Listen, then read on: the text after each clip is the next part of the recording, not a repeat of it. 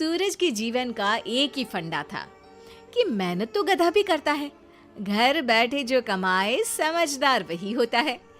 इसीलिए उसने कभी नौकरी ही नहीं ढूंढी। इस बात से हालांकि उसकी पत्नी शिखा बिल्कुल भी अग्री नहीं करती थी, पर फिर भी सूरज को समझाना बेकार था।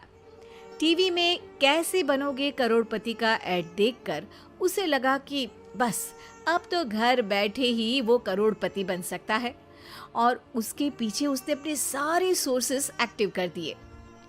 2 हफ्ते में उसके कलीग के साले के पड़ोसी के बेटे का सोर्स निकलता है जो कि उसे शो में पहुंचा सकता है, और सूरज उससे मिलने चला जाता है। अच्छा, तो हमें मुकेश जी बता रहे थे कि आप हमें शो में पहुंचा सकते हैं। हाँ, उसमें कोई तकलीफ नहीं है। मैं कल अगर कोशिश करूँ तो इसी महीने में आपका नंबर आ जाएगा। अरे ये तो बहुत बढ़िया हो गया। अच्छा, वो सिलेबस और क्वेश्चन पेपर का कोई जुगाड़ है क्या?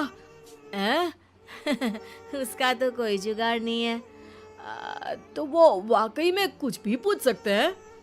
हाँ, वो तो बच्चन जी पर है, जो पढ़ते हैं वो पूछ लेते हैं। पहली कोशिश फेल होने पर अब सूरज के सामने एक बहुत बड़ा सवाल था कि आखिर जवाब कहाँ से लाए। तब शिखा ने एक सजेशन दिया, क्यों ना सूरज अपने चचेरे भाई सुमित से मदद मांगे, जो कि यूपीएससी की तैयारी कर रहा था। हालांकि इतनी मेहनत करना सूरज को समझ में नहीं आता था, पर कोई और रास्ता ना मिलने पर वो आखिर सुमित से बात करता है। अरे सुमित, हमारा कैसे बनोगे करोड़पति के लिए सिलेक्शन होने वाला है। तुम हमें थोड़े चिट बनाने में मदद करोगे क्या? अरे भैया, चिट बनाए तो सालों हो गए, उसमें हमारा एक्सपर्टीज नहीं है, बल्कि आप बोलो तो हम आपकी पढ़ने में जरूर मदद कर सकते हैं। हट, कैसी अनाप शराब बातें कर रहा है तू। सूरज ने सुमित को मना तो कर दिया था, पर तैयारी करने के सिवाय कोई चारा उसे दिख भी नहीं रहा था। खासकर जब 12 के पेपर लीक करने के एक्सपर्ट शुक्ला जो भी हाथ जोड़ लेते हैं। आखिर सूरज को सुमित के पास जाना ही पड़ा, और उसने सुमित और शिखा से वादा किया कि वो बहुत मेहनत करेगा। 1 महीने की तैयारी के बाद फाइनल हुआ कि शो से 1 हफ्ते पहले एक ट्रायल खेला जाएगा, जहां पर सारे रिश्तेदार ऑडियंस की जगह पर होंगे और शिखा सवाल पूछेगी। दूर दराज से भी रिश्तेदार आकर हाजिर हो गए देखने कि आखिर कैसे बनेगा सुमित करोड़पति। सब कुछ सेट था, और इतने में सूरज आकर अपना स्पीच देता है। ये 1 महीना मेरे लिए आसान नहीं था, पर अपने भाई सुमित और अपनी पत्नी शिखा की मदद से मैं इतनी दूर पहुंच पाया हूँ।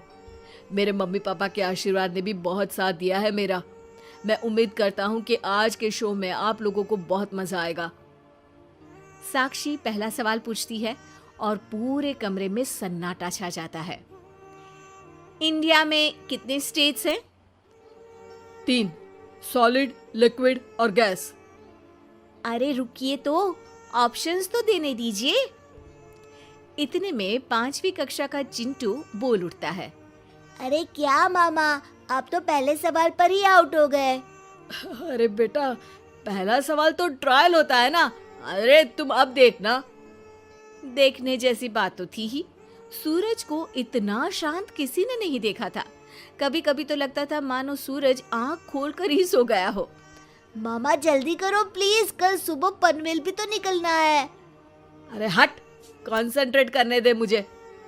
3 सवाल में 3 लाइफलाइन खत्म हो चुकी थी, और अब चौथे सवाल पर भी सूरज का मौन नहीं टूटा। पर सूरज अभी भी हार मानने को तैयार नहीं था। उधर हर कोई सूरज को छोड़ सुमित को देख रहे थे।